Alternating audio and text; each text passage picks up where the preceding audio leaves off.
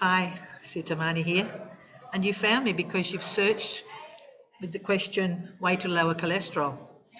Well, the other day I went to my doctor's for an annual checkup, and the last time I'd had my cholesterol checked was 3 years ago, and it was at that time it was 5.2, which, as you can see here, is in the desirable level.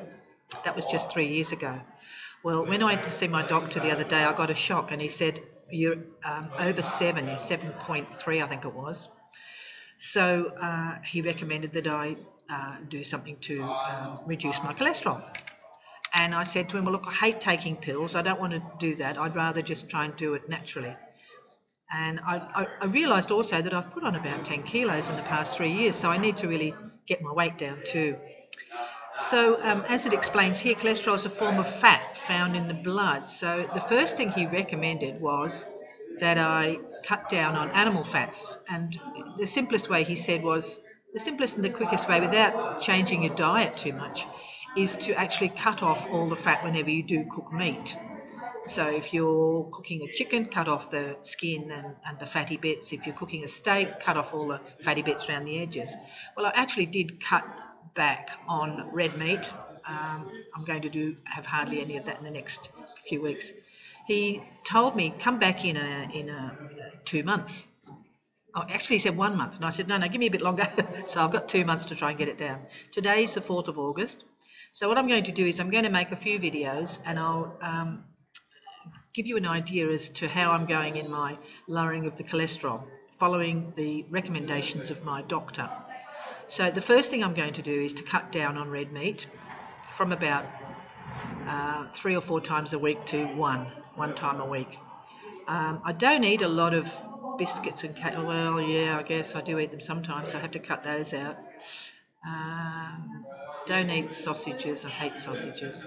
Cut down on the butter. So that was another thing that I did. I cut out the butter completely. I went and got the butter out of my fridge.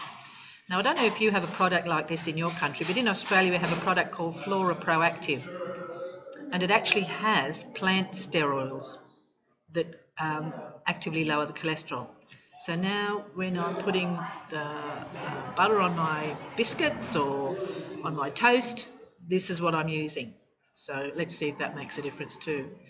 Another thing the doctor said is, do you eat porridge? Well, I'd sort of stopped eating it, but I used to eat it all the time. So now I'm having porridge every morning for breakfast, buying my oats.